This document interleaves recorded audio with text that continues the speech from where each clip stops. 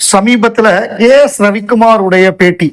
KS. Ravikumar, Vishnuvardhan, அதே மாதிரி நம்ம கவிஞர் ஸ்நேகன், இவங்க வந்து கோபிநாத்துக்கு கொடுத்த ஒரு ரவுண்ட் டேபிள்.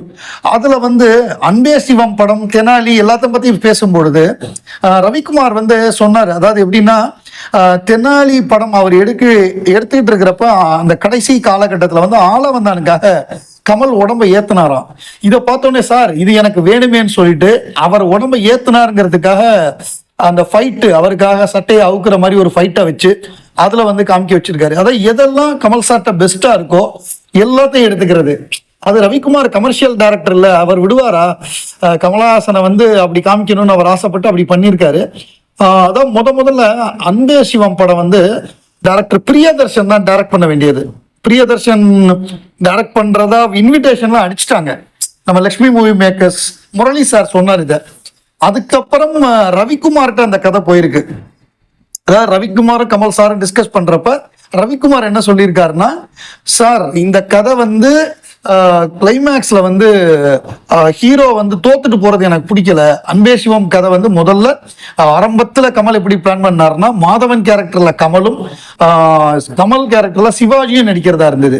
அதுக்கப்புறம் கமலும் எஸ்பிபியும் பண்றதா இருந்தது. அதுக்கப்புறம் அரவிந்த் சாமியும் கமலும் பண்றதா இருந்தது. கடைசியில அது மாதவனும் கமலும் பண்றதா வந்தது. ரவிக்குமார் என்னன்னா, என்னுடைய கதை என்ன சிம்பிள் கதை. அதாவது என்ன மாதிரி பிளான்னா, ஒரு 2 பேர் நண்பர்கள்.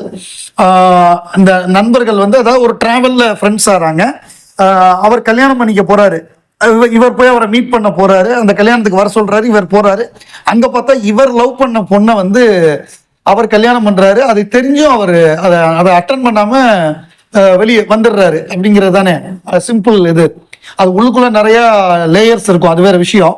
சிம்பிள் விஷயம் இதுதானே. கமல் வந்து லவ் பண்ண கிரண் அப்படிங்கிற பெண்ணை வந்து மாதவன் கல்யாணம் பண்ணிக்க போறாரு. அது தெரிஞ்சு கமல் வந்து வெளில போயிடுறாரு. அந்த அட்டன் பண்ணாம ஒரு லெட்டர் எழுதி வச்சுட்டு போயிடுறாருங்கிறது தானே படம். ஸோ இது வந்து என்னுடைய கதாநாயகன் தோத்துட்டு போய் அனாதையா போற மாதிரி இருக்கு நாயோட. எனக்கு வந்து வேற ஏதாவது ஒரு நட்பு கிடைச்சு அவர் சக்சஸா முடிகிற மாதிரி இருக்கணும் அப்படின்னு ரவிக்குமார் சொன்னாராம். அப்ப கமல் சொன்னாராம், ரவிக்குமார் நீங்க வந்து மாஸ் ஹீரோ ஆங்கிளே பாக்குறீங்க, இது வந்து ஒரு கிளாசிக்கல் சப்ஜெக்ட், நீங்க சொல்ற கிளைமேக்ஸை நான் வைக்க முடியாது அப்படின்னு சொல்லியிருக்காரு. சார் அப்படின்னா நான் இந்த படம் பண்ணல, நம்ம வேற படம் பண்ணுவோம்னு சொல்லி அவர் வேற அவைஷன் மிக வேற ஏதோ சப்ஜெக்ட் பேசி அந்த படத்தை அவர் டைரக்ட் பண்ணிட்டாரு. இந்த படத்தை சுந்தர் சி டைரக்ட் பண்ணி இந்த படத்தை இன்னைக்கும் இவ்வளவு தூரம் பேசுறாங்க அப்படிங்கிறத பார்க்கும் பொழுது எனக்கு ரொம்ப சந்தோஷமா இருக்கு அப்படின்னு சொல்லி ரவிக்குமார் சொன்னாரு.